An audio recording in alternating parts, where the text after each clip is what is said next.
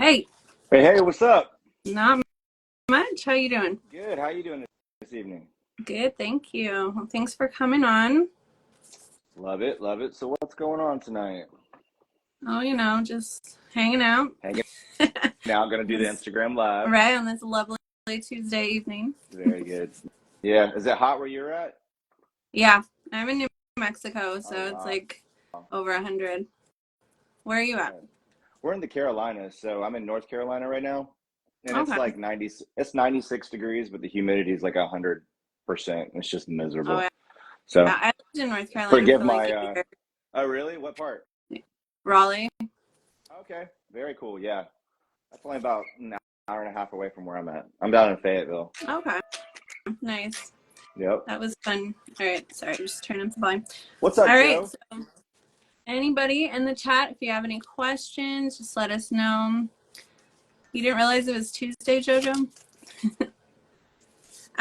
All right, so did you want to introduce yourself? I can. My name is Will, and I play guitar for the band Echostone. And the other guys are not able to make it tonight, so I figured I'd step up to the plate and see what we got. Nice. Yeah, JoJo, the other girl that does interviews, she wasn't able to make it either. So Okay. Yep. guess we're taking one for the team. Exactly. There's something about a Tuesday. Right? Right. Everybody's saying hi, Will. All Hello. right. Hello. Well, I'm Jen. Thanks so much for coming on. Can you tell me what got you into music in the first place? Specifically me. Yeah. Hmm. Uh, I was when I was growing up, Guns N' Roses had just came out, and for me, back in those days, you either had radio or just the TV to watch, MTV, VH1, and so I was always infatuated with like the big rock bands like Slash doing his thing on stage, Nice. and then of course Nirvana with Kurt Cobain and stuff like that. So that's always kind of drawn me to want to play music and perform music, is seeing those guys do their things. Um, but for later on in life, obviously, you realize music is more than glamour, and it actually means something to you and provides a soundtrack to your life. So I kind of wanted to get into that realm of it because it's a really cool creative process, and when you talk to people after you put music out and it means something to them, it's kind of cool to have that connection with people you've never even met before. So Yeah, definitely. That's what I love about interviewing bands and stuff too, because we find out how everybody got into it, what motivates you guys, and it right, definitely brings everyone together when you have something in common that you're singing about. absolutely. And how did Echostone get started? So Echo Stone actually formed in 2021. Um, Actually, I was the drummer, and I've been playing in drums for like 20 years. And I was getting kind of bored with stuff and wanted to, do my own thing. And COVID was such a weird year for everyone, right? Yeah. And I had kind of taken a step back from music, and some things had happened. You know, old friends pass away and stuff like that, and it kind of made me realize at my age that like you know tomorrow's never necessarily guaranteed, right? Mm, So I wanted to be able to get back into the music writing, and because I kind of felt like I wasn't done with what I feel my purpose is yet. And so I got back into writing some songs, and I had originally linked up with a guy that had sang in an old band that I played in, and he was from the Myrtle Beach area, and I was asking him if he knew anywhere to record, and so he introduced me to Wes, who is the singer for Echo Stone. And at that time, I didn't really have any ambitions of really getting back into a band or doing much, but I met Wes, and we did the songs, and he was like, "Well, do you have a singer for anything?" And I was like, "No." He's like, "Well, let me go ahead and do this." So, me not having any big plans for it, I was like, "Go ahead." So he did it, and we have put out like On My Own, Waiting, and Phase. Those were the first three that were written, and he was like, "Well, what are we going to do with them?" And I was like, "I have no idea." He's like, "Well, if we release them, then we need to maybe see where it goes." So that's kind of where we went in 2021. So in 2022, I reached out to my good friend Bill, who played in bands in the North Carolina area as well, and asked him if he'd be interested in joining. And so he joined the team, and then he knew Sean, and Sean joined the team. And then shortly after that, it was just like all hell broke loose. Like we just got so busy, and I don't think we really expected the reception to be as overwhelming as it was. But once the machine started moving, it was like one thing after the other, and here we are, like it's 2024 and we're still like doing the damn thing, so it's kind of cool. We don't know where it's going. We're just having fun while we do it. Obviously we have big dreams, but if everything keeps falling into line like it has been, it'll be very interesting to see how it plays out. That's awesome. Well, very cool. You guys definitely have an awesome sound. Thank you. And I love listening to your music. Shiggy in the chat actually wants to know, if he were to listen to you for the first time, what song would you recommend? It depends on what kind of music he likes. So I can't necessarily pigeonhole us and put us in one particular genre. We've been compared to everything from 3 Days Grace to Seether to Fuel to Three Doors Down. It's a very broad spectrum. I don't think that you could listen to one particular Echostone song and say, this is what these guys sound like. Because I think we have a little bit of something for everybody. If you like, hard rock, I would go with Overdue. If you're more into, like a Seether sound or something like that, check out Waiting. If you're more into, like, dare I say it, Nickelback sound, check out Before I Fall. If you're more into like Fuel or Three Doors Down type thing, check out On My Own. Like we have a little bit of everything, and that's the kind of unique thing that we're doing is we're trying to write music that we feel like can be timeless in the essence that it will always be relatable through the lyrical content. It's not always just necessarily about the chugs and the breakdowns and the screams. We're just trying to be songwriters, more than we are like musical performers type deal, Yeah, I can definitely hear those influences in your music. And someone in the chat also said Crutch, which is definitely a good one. Yeah, Crutch is Getting that some. we actually put Crutch out in January. So at the beginning of this year, we were like, what song are we going to put out? Because we have a few that we're kind of like storing right now, and we're like, let's do Crutch. So we went all in. We did Crutch. We did the video. We put it out, and initially the response was good, and then for about a month it kind of lagged. And I don't know if we got added to a playlist or what, but it just completely took off and has wiped out our entire catalog in the last 6 months. It's our most played song. So That's awesome. I don't know. It's pretty cool. It's weird how social media works sometimes. It's something will just take off random, and you know how it happens. It's very strange. I still haven't figured it out. I've tried to figure out like the algorithm and the best time to post and this and that. And there's really, I can't figure out the science to it other than just being a Yeah. Kardashian and saying, hey, look at us. Exactly. Yeah, I don't know either. I've tried like Googling it, like, oh, best time to post. And then it'll be like no response to it. I'm like, really? Okay, that was awful. And then I'll post like some random time of day and get like all these hits. So you never know. It's very frustrating. You can spend all this time and effort putting out a song and recording a music video and putting out production, and then like you put it out and you'll get a good response, right? And then you'll just be doom scrolling and you'll see a kid doing a crazy dance with like 340,000 likes, and I'm like, what?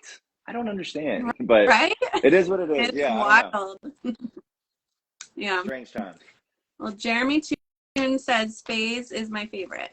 Awesome. Thank you so much. I love that song. That's such the video for that one we shot at the beach, and that's a really cool story in itself. But we shot at a place called Fort Fisher Historic Site down in North Carolina, and we got permission to do that.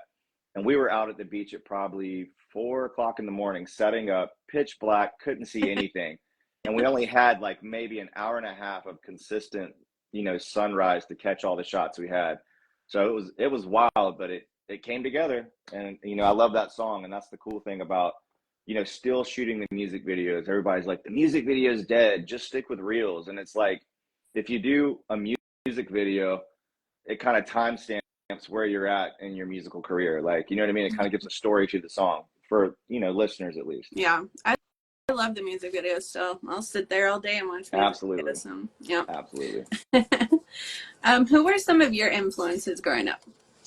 I'd have to say from a drumming standpoint, I was more into I don't want to say pop punk stuff, but I was, you know, into Blink 182 and bands like The Used and stuff like that from a drumming standpoint. Now, when it comes to guitars and stuff, obviously I've already mentioned Slash, but the guitarist Carl Bell of Fuel, Three Doors Down, obviously Mark Tremonti of Creed, all those guys, they were just they're just monster guitar players and songwriters, and they've kind of stood the test of time. You know, like there's been so many different eras of music that have come around that come and go, and they're like cool for maybe a year or a year or two. But these guys have always just kind of stood the test of time, and they're still doing it and still killing it, you know? And so those, to me, those are the kind of guys that stand out to me as far as influences and who I strive to emulate. Very cool. Hot Potato Man, is that Sean? That's Sean. Does Animal Yep. Awesome. Before I Fall is my favorite. Somebody said saw you guys in PV, Freddie. They're talking about I don't know how to say it. It's in Florida. Okay. Ponte Vedra is how I think you say it. It's outside of Jacksonville, I believe, in Florida. And it was the first place we played with Scott Stapp of Creed on his solo run Awesome. back in March. And that was the first time we've ever played Florida. And it was such a cool place. Love me some Florida. In fact, I just got back from Disney World a few weeks ago. So. That's awesome. Yeah, we talked to a lot of bands from Florida. So really? Okay. Yeah. Definitely a must-see place. I think Jacksonville has a really good music scene from what I hear. We haven't been back, but that's definitely somewhere we would like to go back to, is either Jacksonville, or I'd love to get into Orlando and do the House of Blues or something like that. For sure. Well, we know a few bands in Florida, so we can hook you up if you want to book something down there. Definitely. Yeah, we know Punk Nights. He's like a promoter down in Florida too. So really? Okay. Yeah. Send them the. So I know you mentioned drums and guitar. Do you play any other instruments?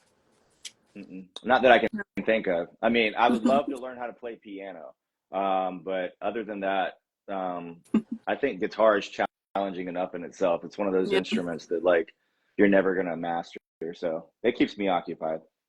Yeah. You have some requests in the chat for Tampa, New York. Oh wow! All over the place. We're trying to get up there. It's so hard trying to get in with the right people and the promoters in the area, and just linking up with bands and just making it all happen, you know, because we're still very much trying to be rock stars, but we're also at the same time, we got jobs and families and stuff like that. So we try to make it work when we can. Exactly. Vermont, Indiana, New Jersey. Oh, wow. Yes. Wow. Got a full tour going on right now. Everybody's Get the bus ready.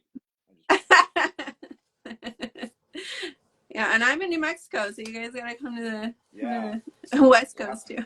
All right, and just a reminder, if anybody in the chat has any questions, just put them in there. We'll get them answered for you. Who would you want to collaborate with if you could?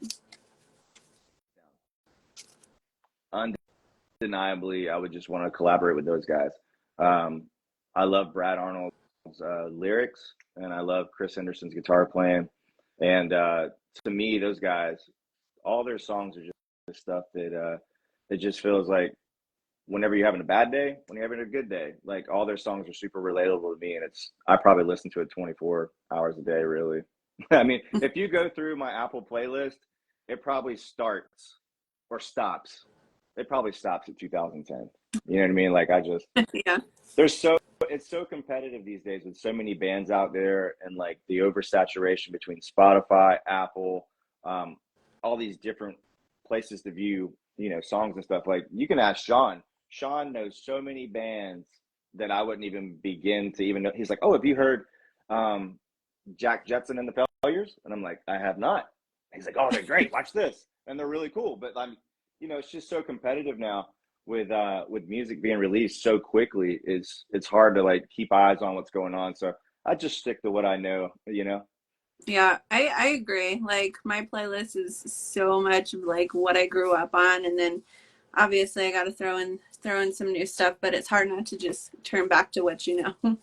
Really, at the end of the day, it's almost like a comfort thing, right? It's like chicken Hmm. noodle soup for the soul, you know. Exactly. Yep. Yeah. So what is Echostone's creative process like? It varies. Again, like I said, you know, our songs don't really have a common theme. So a typical song would start out as in I would be sitting in this very room and I would come up with maybe a guitar hook or something like that that I think is cool. And before I go any further with it, I'll send it to Wes and I'll say, "Hey, do you hear a melody to this?" And he's like, either yay or nay.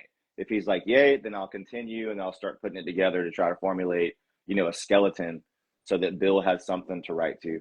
And if not, then I just won't touch it because you know it's so important for me in this band that a song can be cool, a guitar part can be cool, but if the lyrics don't hit home, I don't want to put it out, right? Mm. So and everything that we've put out, Wes has been able to absolutely kill the lyrical content. And anytime I come up with something, it's like Sean can write the most beautiful bass lines on it, and and Bill's just naturally killing it. You know what I mean? So it's like everything just kind of works out.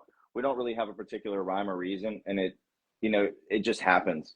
That's crazy. Some songs take a little bit more grooming or massaging than others, and then some songs just come to us like that. Like our song "Animal" was Mm. probably written, I'd say the music for it was written in less than an hour and a half. It was one of those Wow. songs that just fell into our laps. So sometimes it's cool and it works that way, and sometimes it's really hard, but Yeah. we make it work. Some songs just write themselves, right? Absolutely. Absolutely. And those are normally our most popular ones. Yeah. So Right, we did have a question. GM Bruno says, I know you love your Sig Tremonti guitar. If money weren't an issue, what would be your dream guitar for your sound? I would stay with Paul Reed Smith guitars.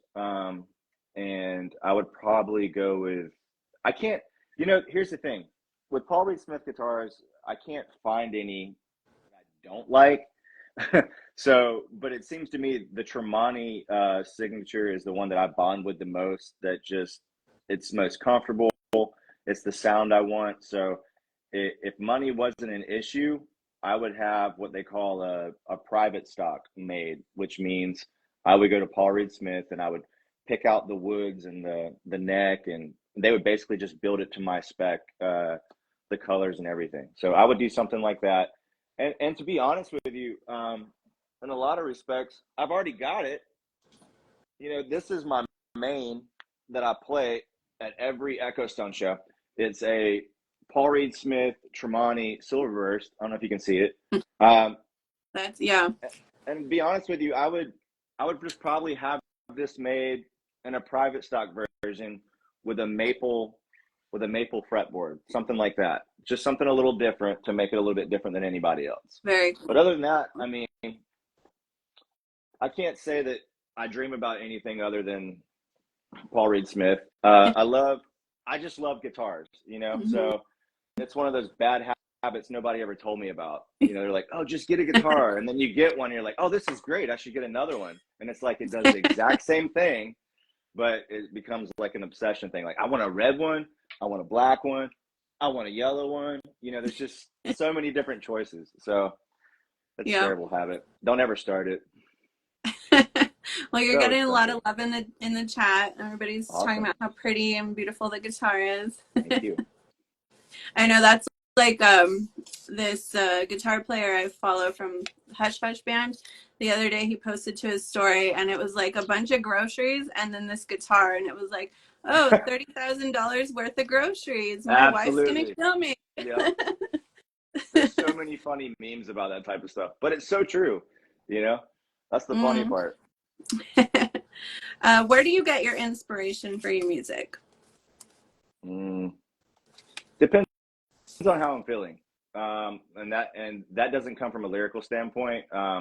I personally cannot write or sing, Mm-hmm. right? So that was one of the things with me and Wes was I could write something and he would say, I don't understand how you don't hear a vocal melody over that. And but for me, from a drummer standpoint, I've just always kind of been able to like pick certain things out that make sense in my brain and roll with it. And then that's kind of the cool thing is that he's able to fill in the gaps for me lyrically, and it'd be like, wow, I would have never thought it would sound like that. But I base the tone of writing based off of like what I'm going with. You know what I mean? So if like I'm on a caffeine high from like pre-workout, it's something a little heavier, right? Yeah. But if you're just having a bad day or something like that, you might hear a song from your playlist and you're like, oh, I'd like to write a song like that. And it just kind of comes out. Yeah, definitely. Okay, so back to the guitar question. Joe wants to know, how many guitars do you bring to a show? I bring three guitars. And it would be more if I didn't have a special Digitech drop pedal because we have so many different tunings. But typically, I bring um, one Tremonti that I play in drop C, and then I bring my Silver Burst, which is in the same tuning, but it's an open tuning on the bottom strings.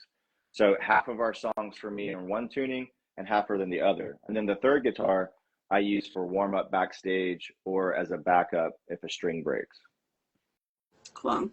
So also on guitars, GM wants to know, do you guys stick to one particular tuning for each song, or do you experiment with any weird tunings?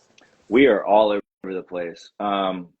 When I first started playing, I was naturally in standard, and I was like, well, let me do something a little heavier. So I moved it down to drop D, and drop D was cool, but for like a lot of the newer stuff, out there, it's a lot of lower tuning. So the first three songs we put out, Phase, Waiting, and On My Own, were recorded in what they call drop C sharp.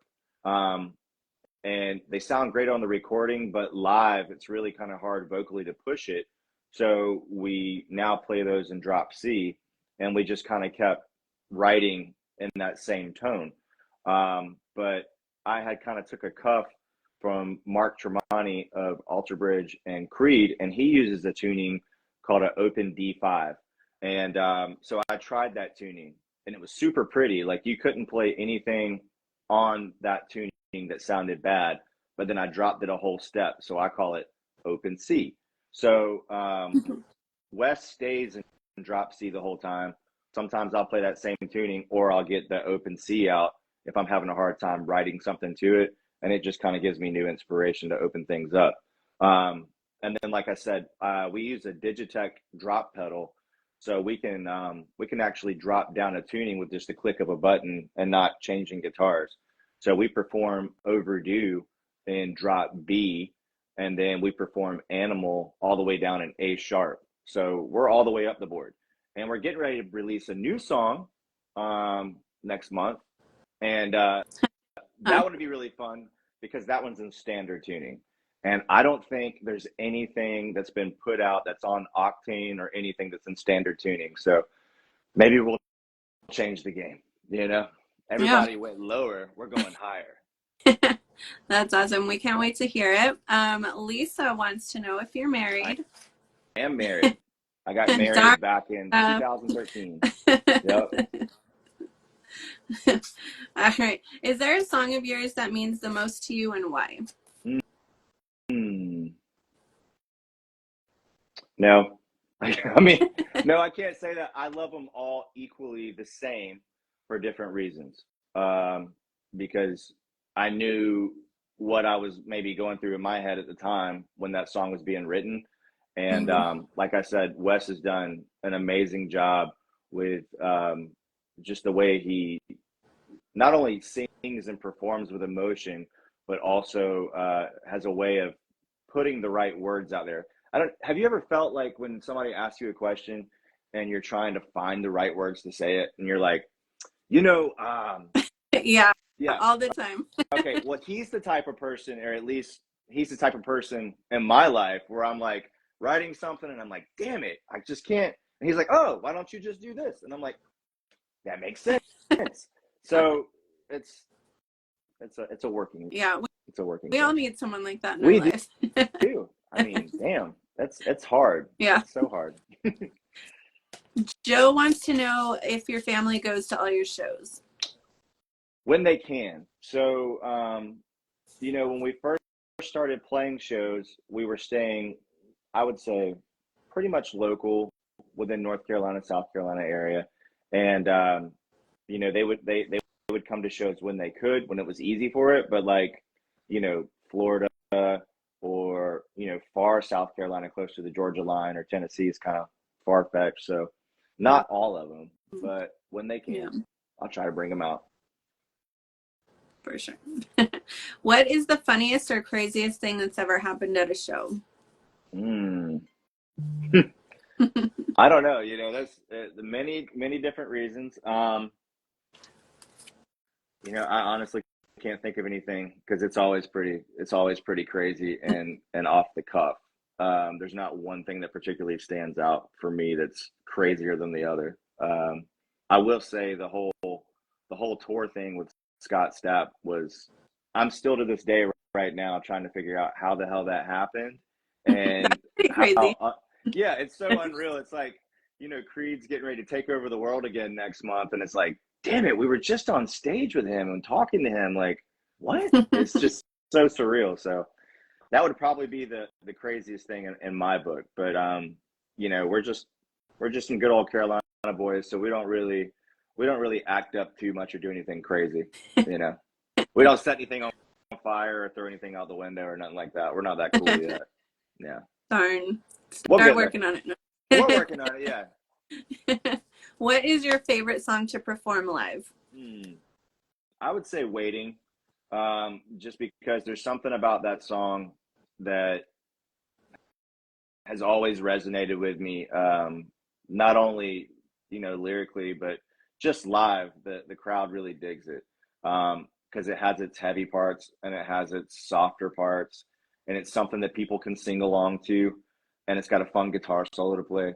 So that's my favorite as of right now to play, just because I see, like, as soon as we play it, everybody that knows Echostone knows it. So it's like the eyeballs raise, and here we go. So Yeah, that's it's always awesome to play live when everybody joins in. Okay, we just got like a shit ton of questions, so let me okay, scroll let's up hit it. a minute. What you got? What you got? All right, Dunn asks, how long have you guys known each other? I've been knowing our drummer Bill since probably 2016. Is when I met him. I was playing drums in a different band, and we played a show, and we've just kind of been mutual friends ever since. As far as Sean, I met Sean in 2022, probably about a month before we released the Waiting video, and I met Wes in, I think it was June of 2021. But I can say without a shadow of a doubt, as many people as I've always performed with or played alongside, um, these guys are like brothers to me. It feels like we grew up together. Nothing's forced. Nothing's unnatural. Um, we all get along really well. We perform really well together, and whenever we're around each other, we have a good time. So it's like it's it's always cliche to think when people are like, "Oh, I feel like I've known him my whole life," but I mean, in some respects, we kind of feel like we have. We're Yeah. pretty much to the point of finishing each other's sentences. So Some people are like that. You yeah, meet it them just and clicks. you're Yeah. immediately, yeah, I get that. Major Drumkill says, I shaved my neck up quicker than we filled up at a gas station, used the car window as my mirror. That was funny. That checks out. He did do that. Yeah, that was pretty wild. Right. Schoolie Bridget says, what's your craziest tour moment? I think we kind of covered that. Yeah. Let's see. Joy Leader, what's a great, wait, oh, that's great. Your family can watch you perform sometimes. Family is everything. Noble Gale, where did y'all come up with your name? So when we were first trying to come up with something that meant something, it's very hard to find something that's not already taken. or it doesn't sound, you know, cliche, right? So Wes knew that, you know, he wanted something that involved the word echo. So we were going through all types of different things that would involve echo, echo, echo, and then Bill actually came up with the term Echostone. And we were like, wow, that sounds really cool. You know, if you think about like, you know, all your big bands, you got like Nirvana, Foo Fighters, they all have like three syllables, right? Mhm. So it was like, what, Echo Stone? Oh yeah, cool. It makes the three syllable thing. And then, but it was Yeah. like it can't only sound cool. It has to mean something. So what does it mean? So if you ask Wes, Wes will tell you straight out the gate that Echo Stone um, pretty much means the echo part being like your past memories or the things you've experienced, and stone being every time we release a song or he writes a song, you're kind of chiseling away it kind of, you know what I mean, into that stone. Yeah. So echo stone, it kind of, it rolls together, you know. And then That's on our pretty cool. shirt we have the two E's with the diamond in the middle. Yeah. That is the echo stone, right? Love So that. That's yeah. awesome. Lisa said you all kicked ass on that tour. Thank you. Love all 8 kids says waiting is my favorite too. Okay, GM wants to know what's a song you wish you wrote. Mm. I never. That's a really good one. I've never thought about that. Off the top of my head, there's so many. Uh, we can either talk about based off of popularity for the amount of money you would make off of it, or just something that's really cool. But like, I don't. I can't really say that there's any song out there that I wish I would have written. I can say that I just hope that the songs we have written has reached the same popularity as one of those songs, right? So something like that. But if I had to pigeonhole it and say, okay, this is the one, I would definitely say "Hemorrhage" by Fuel. It's just Oh my gosh, I love that song. it's Yeah. so the way it comes in right out the gate and then it immediately stops. It has the intimate vocal, the strumming chords, and then it's got the soft chorus and then the big epic. You know, I just love songs like that. You know, there sometimes a song can be heavy without having to have a breakdown. It really just comes from the way that it's played or the way that it's sang, you Yeah. know? And that's why I like songs that stand out to me like that. Definitely. Well, you're getting a lot of love on waiting in the chat. Sean even Awesome. said waiting is what sold me on joining the band. True. He has said that. He has said that. That's very true. All right. Consciousness says, what's your favorite PRS guitar that you own or owned? It's going to sound terrible. I've had so many PRS guitars, and if I could own all of them that I've shown online or played shows with, this room would be filled with them. But every time I go back to a guitar, it's always the Tremonti signature, and that's because the pickups are hot and they clean up really well, and it's just an overall comfortable guitar. It feels like a Gibson Les Paul on steroids. Now I love a Les Paul. I would love to own a Les Paul, but the thing with the Les Paul is it just feels it's very rigid. There's no contours to it. I mean, it's got tone for days, but it's like they took a Gibson Les Paul and made it to where like it's super comfortable for a player on stage. And I think that's kind of where I just always go back to it. It's super stable. They're beautiful colors. And if somebody like Tremonti puts his name on it, then you can damn well guarantee it's top of the line. So that's just kind of my staple for it Yeah. without being too much of a fanboy and saying, "Oh, I play it because Tremonti plays it." It honestly, if his name was not affiliated with it, I would still play it every day, over above and beyond any other guitar made. Very cool. Joy Leader wants to know, have you always been into music since you were little, banging on pots and pans? Absolutely, yeah, I think I have a few pictures of that as well. I would at my parents' house, they would always take pictures of me. I would stand on the coffee table with a pair of sunglasses on, a diaper, and like a plastic Toys R Us guitar. watching Guns N' Roses, just, thinking that I was Slash, Yeah. at November Rain. Yep. So it'd be full circle Yeah. when I get on All stage little in a diaper boys and are do the like same that. thing. Yeah. Yeah. Bex wants to know if there's any new merch plans. Merch plans. Yes, but without giving too much away, we're just waiting to lock in a few more shows before we unveil those. So, um, we did a special run of shirts that we used for the tour, and then we have our stuff in our link tree, which we actually, we make up the designs, and then that company prints them and ships them out. So we don't actually have hands on them, but we do want to have some more T-shirt designs. We're going to do some more dog tags. We're going to do some more guitar picks, and then I don't know if you've seen it, but challenge coins. Have you seen challenge coins before? No. So they look like about the size of like a $50, a little bit bigger Mm-hmm. than a quarter, and they're actual real metal, and they're engraved, and they would have our logo on it and stuff like that. So for Echostone, we've always called our fans and our supporters our army, right? So we call them our Echo Army. So I know that the challenge coins are a big thing in the military community.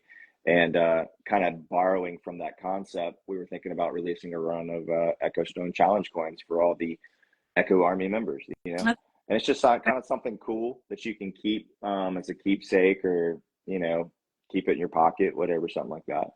Something a little Yeah, different, that you is know? cool and different. And I think now that you say that, I met Wage War like a month or two ago, and for their VIP they gave out this Oh, coin that had like Wage. really? Okay. That's Yeah, no, probably similar to that. it's really hard, right? So like nobody told me that like when you got in a band that you were going to become a glorified t-shirt salesman.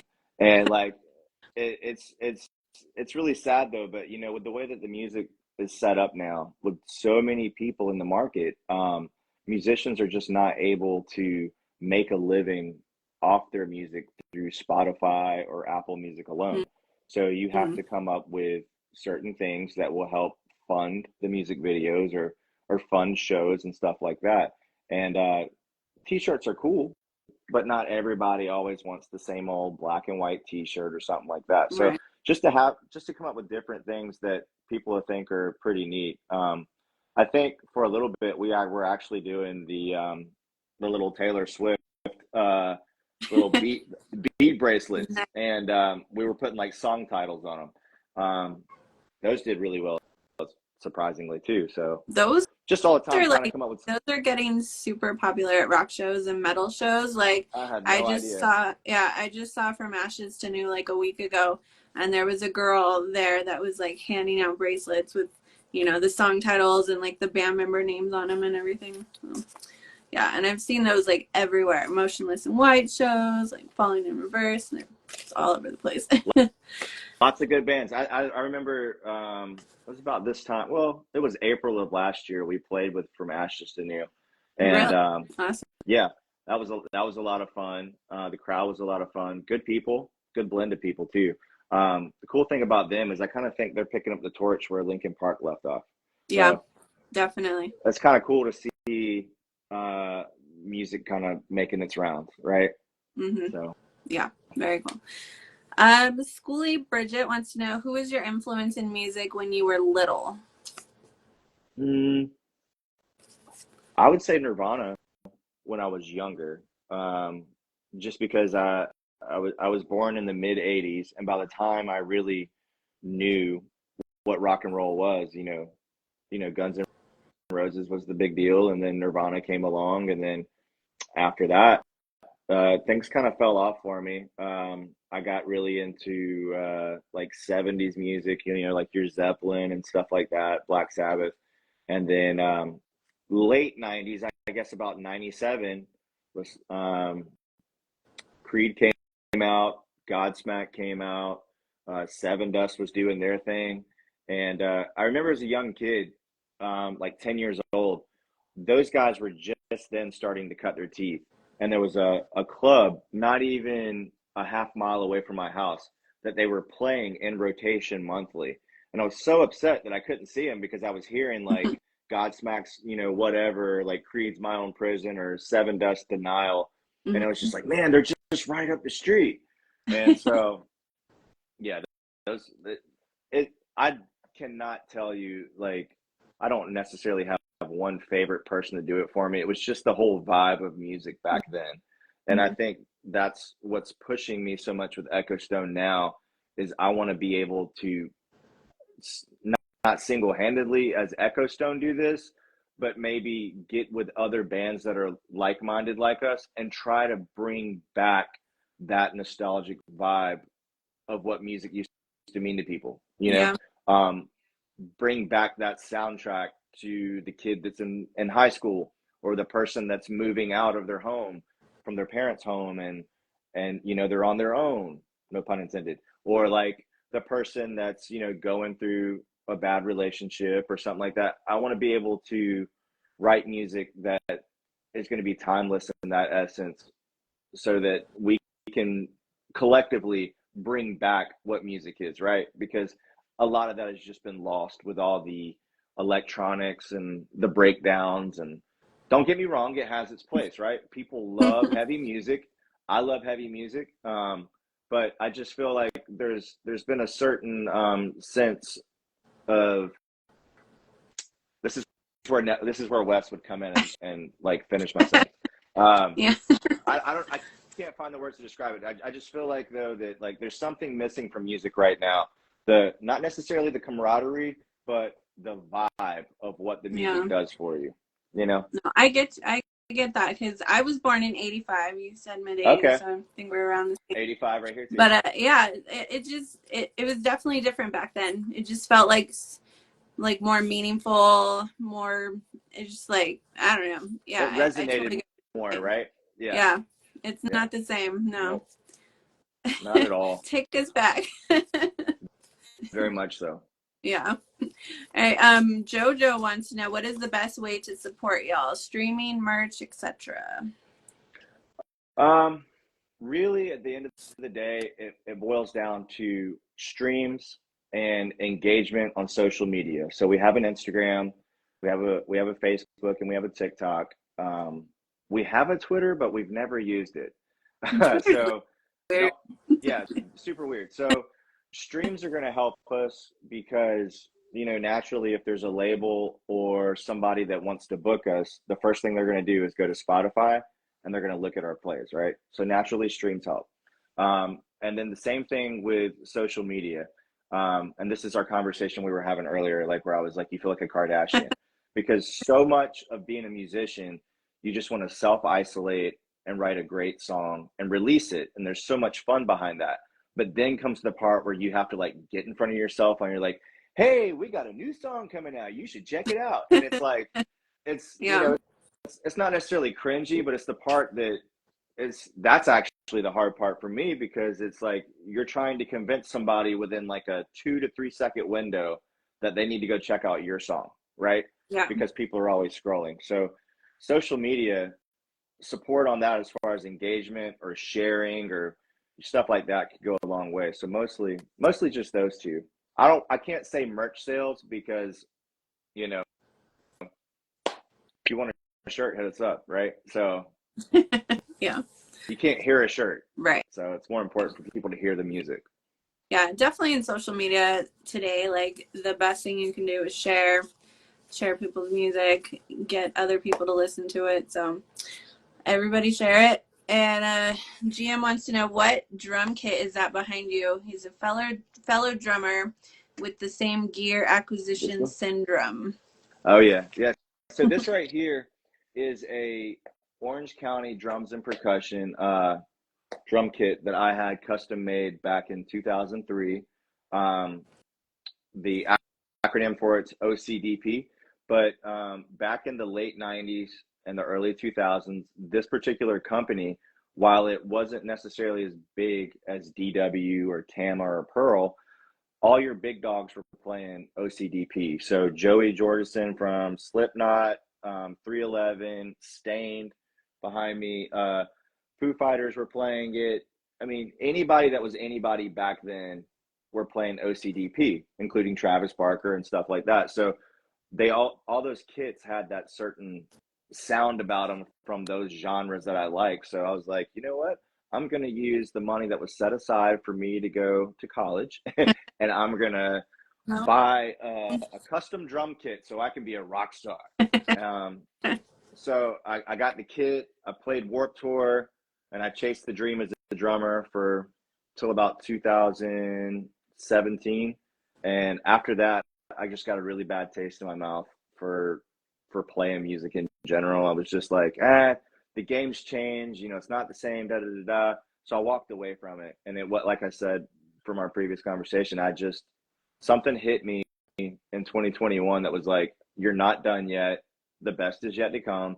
Get off your ass, get back to work, and basically you're about to be 40. You really want to go out like this? So Right. that's what I joke about. I'm the oldest guy in the band, and I'm all the time like telling like Wes and Bill and Sean, I'm like, listen, we got to get signed before I'm 40. It's never happening for me. You know, so that's the fire for me. But I just feel like I wasn't ready to be done yet. Yeah. So from drums It's to guitar. meant to happen. So, and you guys are really good. So I really appreciate you guys, that. sky's the limit. Yeah, for sure. So. Maddie wants to know if you could tour with any other band, who would it be? The ones that are touring right now or getting ready to go tour. I keep bringing this into the conversation like I'm trying to manifest it. Creed and Three Doors Down. Manifest it. Yeah. That's where I would love to be. Just because soundtrack to my adolescence all the way to my adulthood. And, you know, it just solidified the deal, you know, touring with Scott Stapp, to be behind the curtain and to watch him do his thing on stage and watch, you know, when you go to a concert, you're in the crowd watching the band, right? So just imagine you're able to go see your favorite band, but you're able to be up on stage with them and watch the effect it has on the people in the audience. Yeah. So that's awesome. To play with these type of legendary musicians and be in front of their crowd, you know, and knowing that their crowd should also like your music. So that's why I say Three Doors Down and Creed, just because it's a win-win situation. Yeah, if you asked, I'll start with Wes. If you asked Wes who his ultimate dream band to play with, it would be Seether. The man is obsessed with Sean Morgan. He has every guitar that Sean's ever made a signature of. And then when it comes to Bill, I'm pretty sure I can say this in confidence that Bill would absolutely love to be on tour with Metallica. Metallica's the band for Bill, which is funny because, you know, we're nothing like that, but that's where his headspace is. And with Sean's a tricky cat. So I'm going to answer this off the cuff based off another interview we did, but Sean said that he would like to tour with Shinedown. So I'll leave it at that. Yeah. And I feel like you don't necessarily have to tour with bands that sound just like you. It's like a lot of times I see bands that are nothing like the openers and sometimes find my new favorite band. Like with Back to From Ashes to New, I just saw them, and one of their openers is Echo, which is like a hip hop guy. Who? No, Echo? Yeah, Echo. Okay. But he's like a hip hop artist. I mean, he does a lot of collaborations with like singers and stuff, but yeah. And I mean, it kind of goes because, like you said, they do the rap and the rock, but it's definitely different from what you would expect to be an opener. Absolutely. So. And that's the cool thing. I think that an opener for an artist, while it's cool to be inspired by that artist, you shouldn't sound exactly like the main band. Right. So there should be a slight variance to keep the audience entertained. So yeah, that's cool when they do stuff like that. Little Joey says you should do screen printed posters. Yep, that's a good idea. That's a really good idea, actually. I like that. Screen printed posters. Okay. And Billy wants a pink shirt. A pink shirt? Why do you have pink now? No, we can accommodate that. We can accommodate that. Billy also says From Ashes to New are amazing. Yes, they are. Okay. Yes, they are. I'm like, I don't know how many questions behind me are, guys, so I'm sorry, trying to catch up. Schoolie Bridget wants to know, who is everyone's personal, what? Who is everyone's personal while on tour? For example, if you had to give a character from Snow White and the Seven Dwarfs, who would be who? Okay. Okay. I suck at this. I suck at this. I don't know. Name the seven doors for me. So there's Dopey. Dopey, Sleepy. I don't know. I have kids. I should know. You should know this.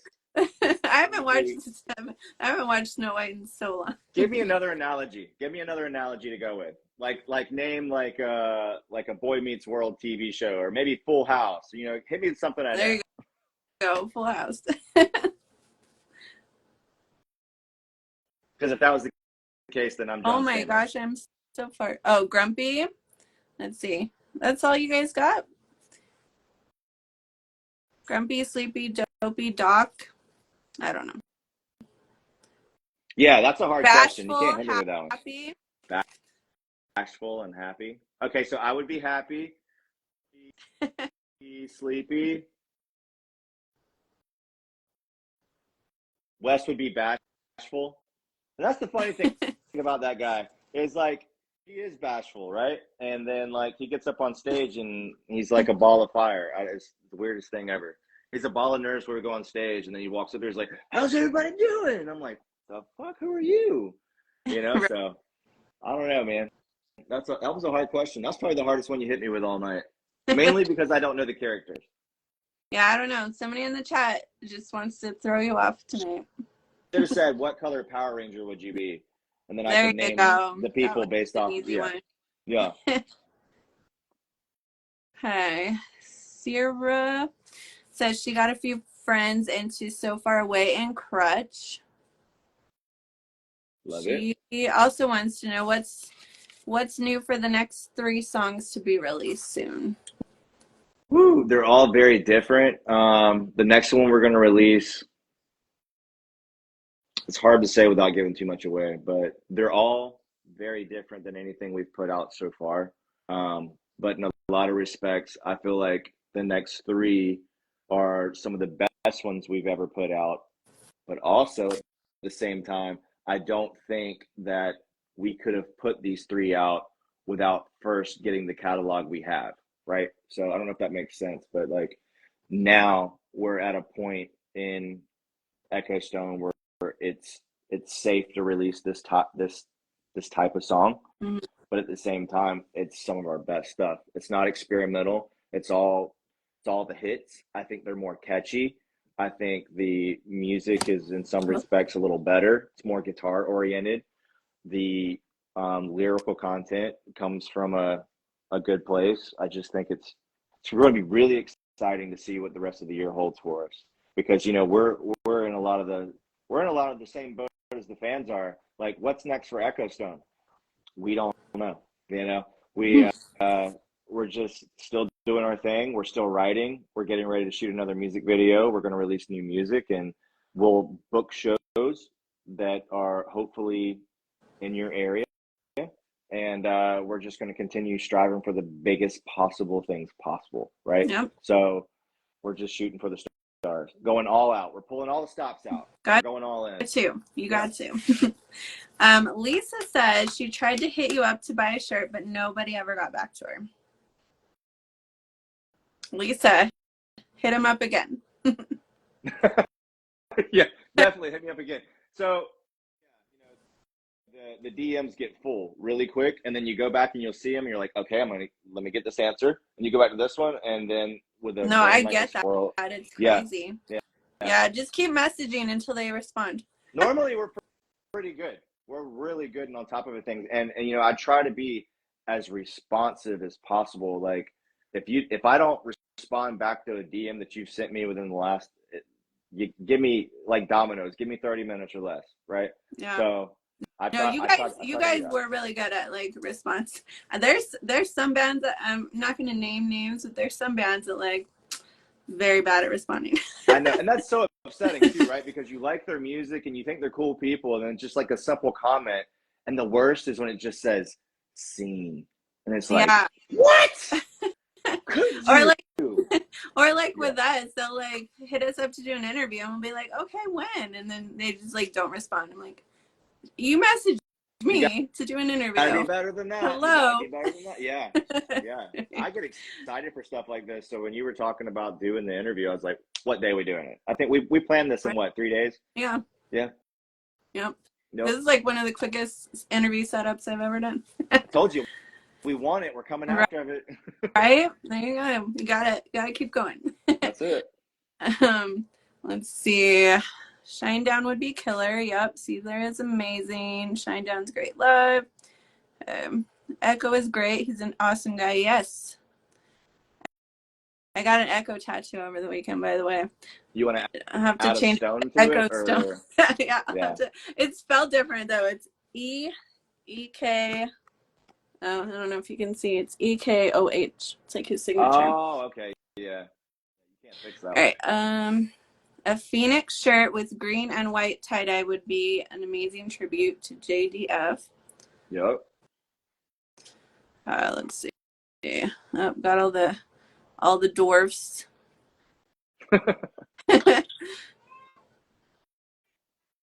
Wes is like Hannah Montana. Two different people. Yeah, a little bit. Oh, oh my goodness. I think. Is that it? I know what's next for Echostone. Them being themselves with the new songs that I can't wait for. See, I love knowing y'all and know you will go on to do great things. I really am old and know good music when I hear it. All right. It's really Any awesome plan to New to York hear. anytime soon? Nothing planned at the moment. We tried. It didn't work out, but it's logistically it's really hard, right? So us being from the Carolinas, New York's probably 8 to 10 hours away. So it makes sense for us to hit Virginia, then New Jersey, and then New York, and then Pennsylvania on the way down. We would like want to reach as many people as possible, and just setting up something like that logistically with bands and clubs and stuff like that. It's still really hard. You would think it would be easy with the internet. You would Yeah. think that you could just send an email and say, hey, what dates do you have available? We'd love to play your venue. And we've done that several times. And, we get responses and sometimes we don't. But, it's never a guarantee like, all right, let's do it, boys. So I Yeah. think that's kind of where we're at right now. I don't think that we as a unit expected for people to like us as much as they have, and it's really humbling to us. And we want nothing more than to just get in the cars and hit every state and meet every one of you, because we appreciate all the support and all the messages and all the plays. Just a lot of bands say that, we actually mean it. Like, not even lying to you. We love it so much and we want to meet everyone. But it's like, I think we're at a point right now where it's like, how the hell are we going to do that? Right. So we're constantly trying to make those connections, whether it be with bigger bands or promoters and stuff like that, to facilitate it and make it actually happen. Right. The Right. Well, dream we're is at it. not necessarily to be a signed band as much as it is to be able to perform for everyone that likes our music. Exactly. Okay, we're at an hour. I don't want to take too much of your time. You have time for a couple more questions? I do. All right. So, Schoolie Bridget wants to know, in 3 years, where do you see yourself? It can be 5 or 10 years. I'd like to believe that I see us doing everything this interview has been about. All the questions and everything that's been mentioned, I would like to honestly believe that I'll be doing that. Not in like a Awesome. crazy person sense, like it's going, like I legitimately think that we're making the right steps and putting the right songs out to get us where we want to be. Just because we're, in a lot of respects, we're a young band, but we've covered so much ground and had so much luck with bookings and meeting the right people in such a short amount of time. It's like, come on, these type of things just don't happen. I've been doing this for a very long time, and I can honestly say that this band has gotten more attention and more, you know, opportunities that some bands for 10 to 15 years don't get an opportunity to do. We've always figured out a way to make it work. And that's the exciting part is 1 week we don't know what's going to happen, and then 2 weeks from now we're like screaming at each other on the phone like, oh my god, we did it. So we don't know Very what's going on, cool. but we know where we're Yeah, going, right? exactly. To the top. That's it. All right, Lisa wants to know if you have jobs outside of the band. I'm sure that makes it hard too, she said. It does. We all have and here's the funny part is none of us live in the same town. We all live, well, except for Wes and Sean, we all live hours away from each Mhm. other. So I can't necessarily say a home base, but you know, Wes and Sean live in South Carolina and Columbia, and you know, me being in Fayetteville and Bill being in Greenville, he's the furthest away, but we always go to Columbia to do rehearsals and recording and stuff like that. But then, you know, when we get to hang out, we'll drive hour and a half, 2 hours to hang out with each other. But you know, like last year we had a show monthly where we all had to drive, you know, hours to get to, and then we would see each other. So it's it's hard. It's really hard, Yeah, but we make it work. So, that definitely so for all the bands seems to out be. there that are like, we can't get the rehearsals tonight because so and so can't. It's lies. You gotta want it. You know what Yeah. I mean? No, we've talked to like several bands that don't live in the same states, and they like with the technology, you don't have to. I No. mean, I'm sure it's definitely easier, but you don't have to anymore. So yeah. Let's see. Joe wants to know, do you have a lucky charm that you bring with you on stage? My guitar. No. I don't know. I don't have a lucky charm. No. I'm probably one of the most superstitious people you'll meet. And now that you've mentioned that, I may have to find one, but I have not thought about it to this moment. No lucky charm. No lucky charm. Get on that. But maybe uh, before the end of the night, I'll have one. I don't know. We'll see. Sarah says, I'd love for the next new 3 songs to be released soon before July 22nd, which will be my 38th birthday this year. Oh no. Well, one will be before then. I'll give you that. But so let I don't, this hasn't even been asked tonight, but I'd like to address it if anybody cares. But we get a lot of questions where people are like, "Hey, when are you guys going to release a full album?" Um, and the answer is probably not for a while. Not because we don't have the material, because we absolutely do have the amount of songs and everything to make an album. But when you're, again, very much in a digital age of music and with people's attention spans, it's what the approach that we have used is we put out one song every 3 months. Mm-hmm. So when we, that way all the attention can go to that song, and everybody that likes our music is basically forced to listen to it, right? So if we put out a whole album of like 10 songs, somebody might only listen to like 10 seconds of one, 30 seconds of this one. Oh, I like this one, and like play that one and not listen to any of the other ones, right? So by doing this approach, it's not only keeping us relevant, but it's also kind of forcing people to listen to our music. Yeah. So I don't think anybody else is doing it, but it's just something a little different than the usual, and that's kind of where we're at. So if you, whenever our last release was, just think, what's 3 months is? Oh, okay, yeah, that's when the next song's coming out. That's typically how it works for us until, you know, like if a label were to approach us and they're like, hey, we want to sign you guys, we want you to put out a 6 song EP, then obviously we would do it, right? Because Mm-hmm. it would make sense. Yeah.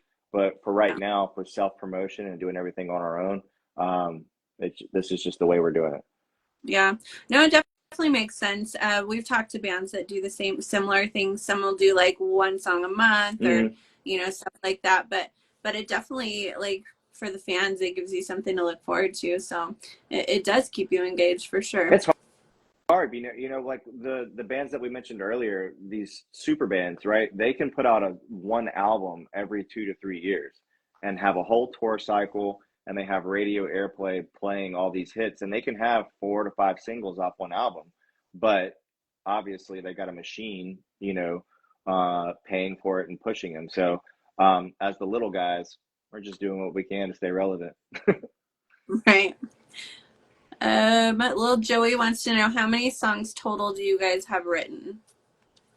Um, Written or released. So I think if you look at our catalog right now, we might have like 8, 9 songs released, and I'd say we've got at least another 7 right now. Just we could pull out at the drop of a dime, um, and go ahead and start recording and things of that nature. But like I said, we really, really, really put everything we have into each song. So there's not one song that we released that we were like, okay, you record drums, you record guitar, you do this, you do that, and there's not been a lot of thought put into it. Like, we really do alternate versions of the song, what makes the most sense, what needs to be added, what needs to be pulled back, and really make sure the song is what it needs to be, that it reaches its full potential. I think it was Jerry Horton of Papa Roach that said, everybody loves Last Resort. And that's, one of our biggest songs. He's like, but a song is only what it was the day it was recorded. And, as a musician, I'm sure a lot of musicians can relate back, like listening to like their previous recordings, like, oh man, I wish I would have did this, or I wish I would have did that. Right. So we really try to like filter through that as much as we can. So we got no regrets after it's released, Yeah, So exactly. that's the other cool thing about releasing one song at a time and not feeling rushed to put out a whole catalog, if Right. you will. Lisa wants to know if you can make the release in July on the 7th, because that's her birthday. Got a lot of July No, in I here. know there's a lot of people born in July. I'd say it's more like the end of July. Without actually releasing a date, I'd say the end of the July. So let's just say before August, right? End of July. All right. Yeah, Well, we can't wait till the end of end of July. me When you either. write, do you when you write, do you stick to guitar or do you hop on drums if Bill doesn't have an idea for a certain song? Mm, I think that I always go into writing a song kind of with a drum pattern in mind, not necessarily the drum pattern that's recorded, but that's kind of what helps me um, get the songs into a skeleton version. When we go into the studio and, Bill's got his headsets on and stuff like that, he's got a really impressive, like a home studio with an electronic kit, and we're able to send him the song and he's able to play along with it and show us his ideas. And we're like, oh, it'd be cool if you do this or you do this. And then by the time it actually comes time to go to the studio, most of the stuff is ironed out. And, you know, like I was saying earlier, we all kind of think alike. We all know each other enough to be able to anticipate the next person's move. So we're not a band that like goes into the studio and writes a song on the fly with each other like a jam band, but we all work really well together. So um, I don't I don't necessarily write the drums, but a lot of what Bill's playing is what I would play to the song. So if that answers it. Susan says to say hi. Hello, hello. All right, I mean, there's a bunch of comments in there, but I think that's it for the Oh, questions. So, come on, you got to have more than that. you guys have any more questions? But you guys in the chat have been awesome. This is like the most, other than when we interviewed the funeral portrait, which the chat was crazy. But you guys have been the most active fans we've had so far. So Love your fans are awesome. it. Yes, they are. Do you guys only practice in person or online? As a unit, we practice in person usually a week or two before we have a show coming up. But most of the time, we're just practicing on our own. Bill actually has a Twitch channel called Major Drum Kill, and he does a lot of really cool stuff with his followers. He'll get up there and people can put songs in the queue, and he'll play them on the fly, and so that's really cool. So he's always ready. He stays practiced up. Me, I normally stay in this room by myself, practicing along. or working on new songs. Wes, he's at the studio, or he has a little home studio stuff at home, so he's always doing his thing. But with us constantly releasing a new song every 3 months, right? We're always on the phone, either like game planning, promotion material, or talking about the next one. We never really get to enjoy the efforts or the what we've created, because we're already on to the next one, right? Yeah. So as soon as we released Crutch, we were like, all right, so what are we going to do for So Far Away? All So right, we have what's your favorite movie and what's your favorite food?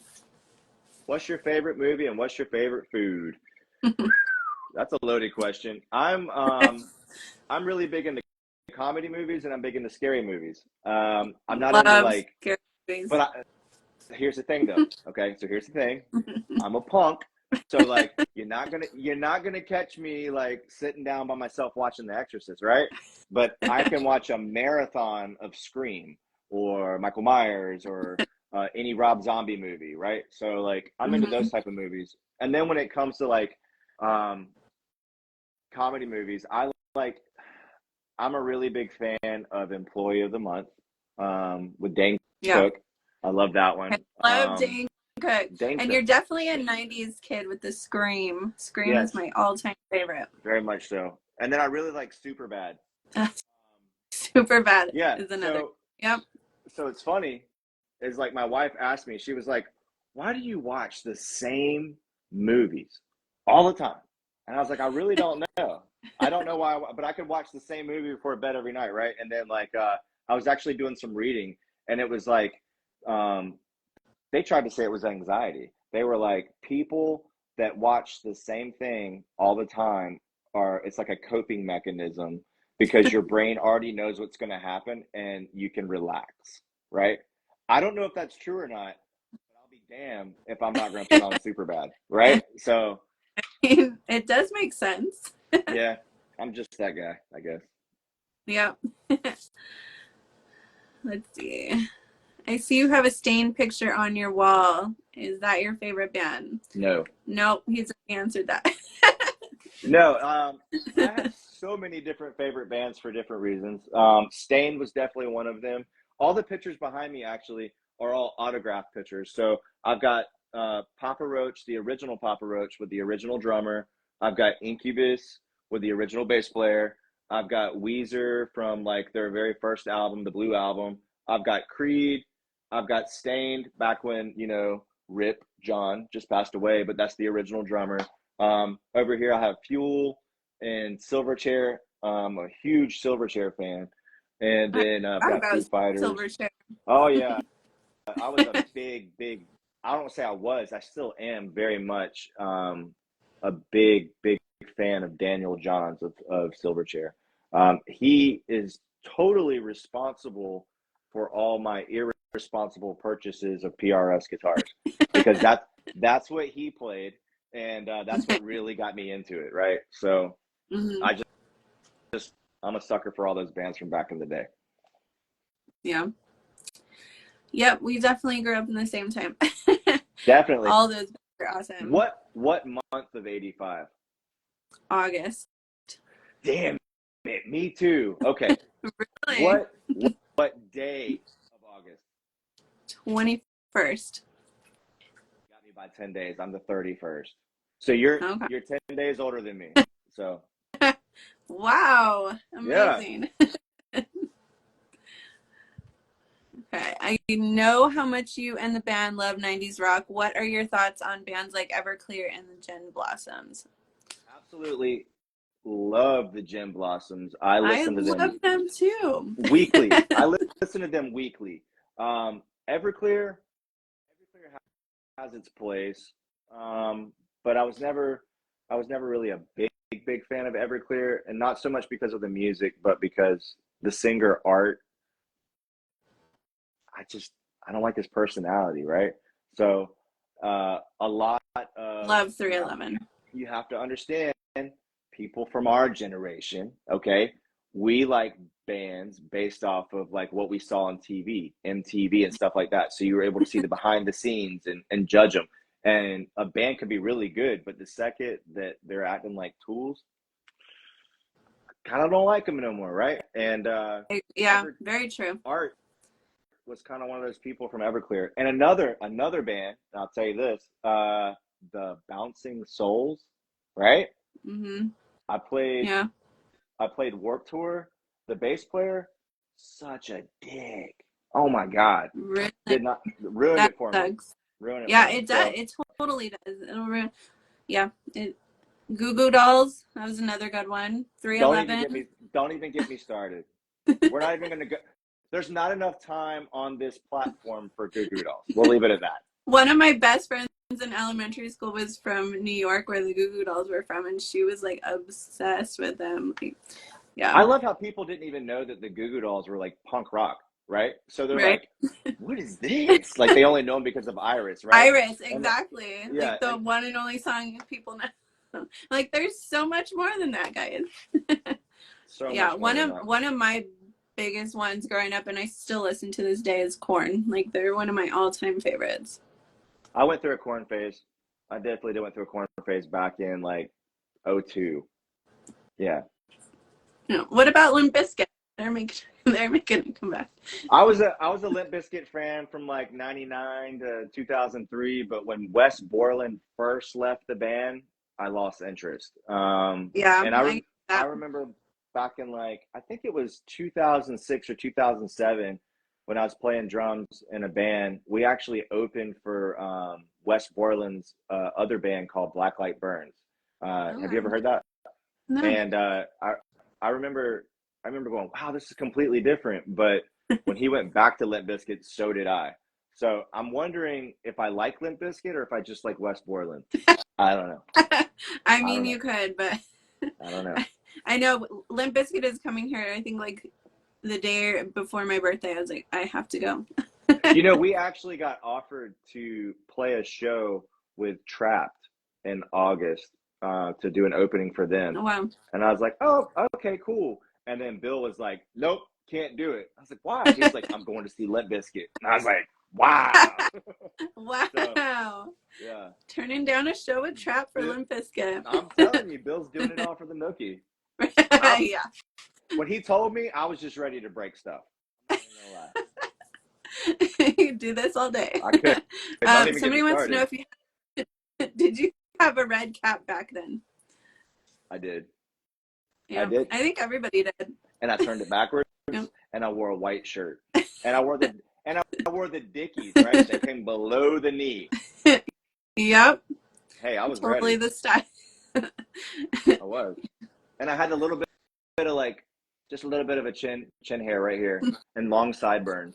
So it Yep, was the style, right? Yep. yep. You gotta have that motherfucking chainsaw too. Oh my God. All right. Well, I think that might be all the questions. I don't know. They keep kind of randomly coming in, but this has been a lot of fun. We should do it And again. we should, the whole band. They can make it Absolutely. sometime. Yeah. But yeah, definitely Yeah. let us know when the new song comes out and we will help you promote it. Is there anything else about the band you want to promote before you go? All I can say is thank you to each and every one of you that have been since the beginning following us, sending us DMs, commenting, going to YouTube.